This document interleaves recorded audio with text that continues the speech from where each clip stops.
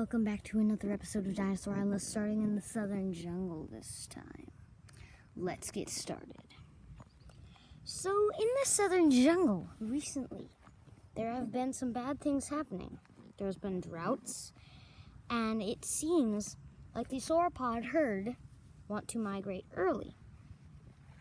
So, we have the leader of the sauropod herd here, and he calls to the rest of the herd to start off. So he has his lead female right there, and then they have some different species in this group because this is a all sauropod herd.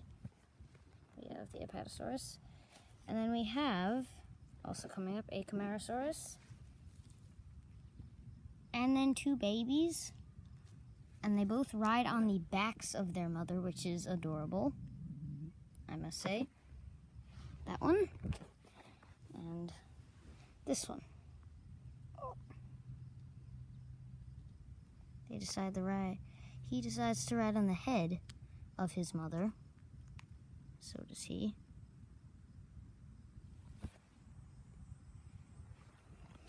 So they start off on their migration. The lead male is happy about this, and he decides that the herd should be careful, which is always an obvious choice. He migrates along to buy the Spinosaurus' old lair. And guess whose new lair? There is a Dilophosaurus that we have met before here in this area.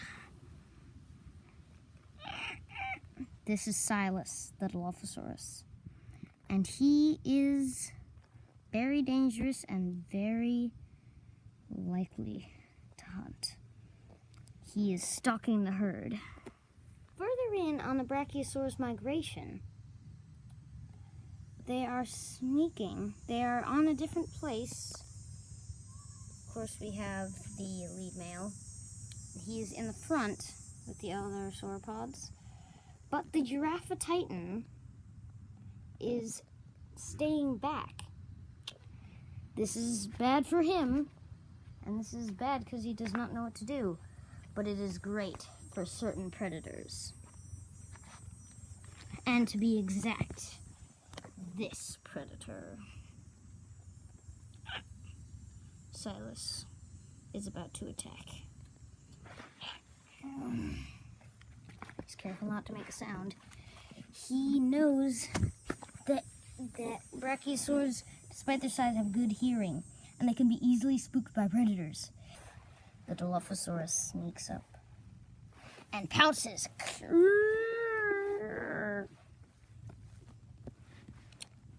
The Giraffe Titan throws the baby off onto the Apatosaurus, and they get a good catch. But it's not enough, as the Dilophosaurus is attacking the head now. And it looks like she has been brought down. But then she gets up, uses her move. She keeps falling down. She is not stable. But then, a mistake by Silas.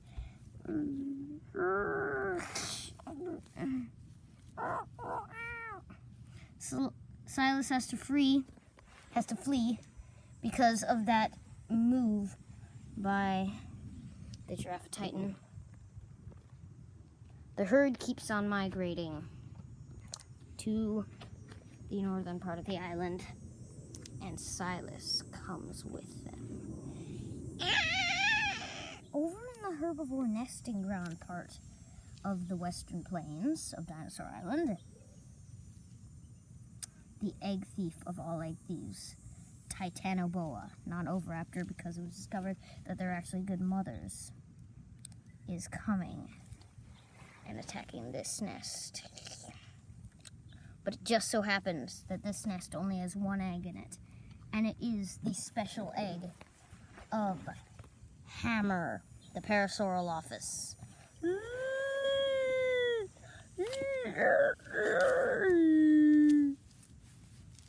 Hammer fights off the Titanoboa. This is not an old Titanoboa like we saw last time, so he slithers away very slowly.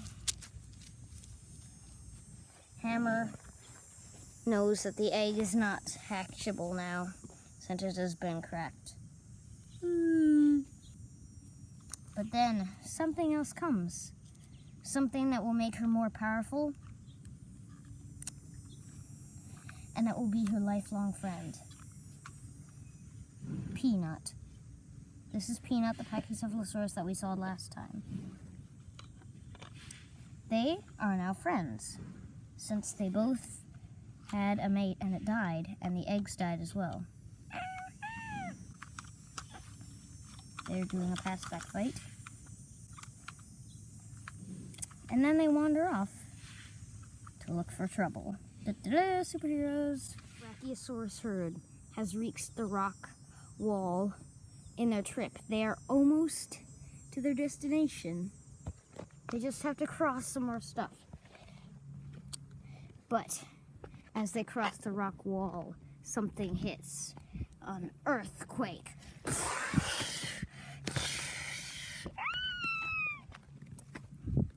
One of the babies gets knocked off and is on a ledge, and he cannot get back up. The rest have been knocked out. But then, Snaketail, the Apatosaurus, is the first one to get back up. She goes down to try to save the baby. This is not even her baby. This is the Brachiosaur and Giraffe Titan baby. Snaketail picks it up with his huge snake tail, just barely picking it up and tossing it back up. Now, she is flying through the air and she lands right upright. Snaketail then climbs back up, and the rest of the herd gets up,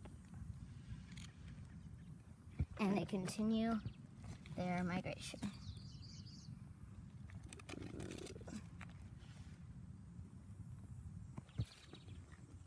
Back in the home of the herd of ceratopsians, Toro,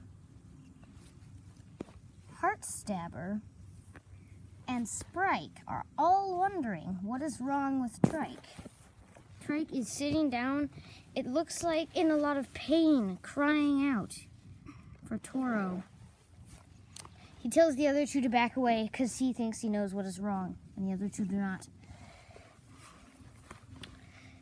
He goes over to Trike, his mate. He comfortingly reassures her. And then we witness the miracle of birth.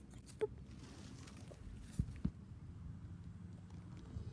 Trike has laid an egg.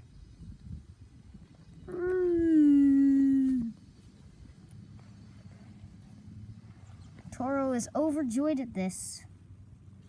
He nudges the egg. Trike gets back up. She's perfectly fine now. And they start to build a nest for nurturing. The other two come as well, and they keep guard over it while the others are gone. The egg will hatch soon. Maybe next episode. The herd has almost reached the northern grasslands. Just a few more steps to go. But as the rest of them migrate away, Snaketail is getting perilously far from the herd. Snaketail is a hero, but she might be dead. Because over in the shadows, stalking her, are the raptors. This is Akuna, the lead male. The lead female, whose name is Nyx. Then, the lead female's brother, named Hydra. And Akuna and Nyx's little baby male, Styx. They are planning an attack on Snaketail. Being the leader of the herd, Akuna is the first one to attack. He jumps on the back of Snaketail. Snaketail is very caught by surprise of this, and he gets knocked over. Then Hydra and Nyx join. They're calling him more back. Styx moves away and attacks. They have all brought down this Titan, and the rest of the herd doesn't even realize it. They are there, but Snaketail is in the bottom of their stomachs. They get a serving the size of them. Akuna gets the torso. Nyx gets the tail. Hydra gets the neck and head. Styx gets one leg, and the other 3 legs are evenly split up among the other 3. That is the rules of the pack. The pack of raptors eat undisturbed by the rest of the herd. Meanwhile, Scyther on her migration is on her last stop before she gets home. It is very close. She's at the lake bed. She quickly takes a drink. She thinks the water is very nice. She notices that the place has changed since she last was there. She should have expected this. It's been almost 2 years. Actually, it's been more than 2 years since she has been to her home. She migrates off. Only about a mile to go. Rexy, in his little lair that he made up by himself, is having a very good time. She is doing very good. She is already a hunting tyrant. She's already a lizard king in her own right.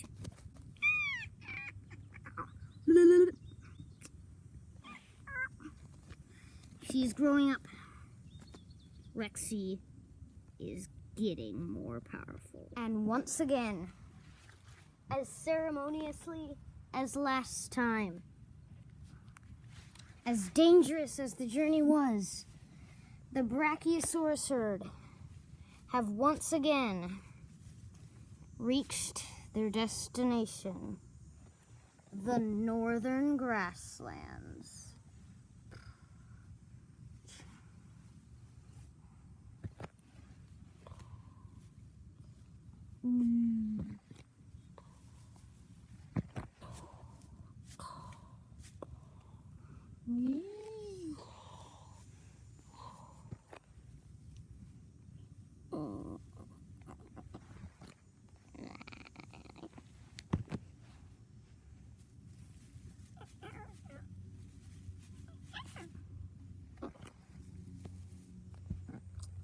However, though they are all lying down to rest after this magnificent journey, there is one small problem.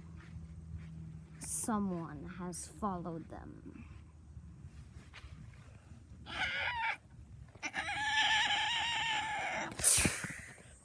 Next time, we realize that the predators have come with the Brachiosaurus herd on their migration. And we see them in the new world grazing. And we see the baby Triceratops hatching. To be continued.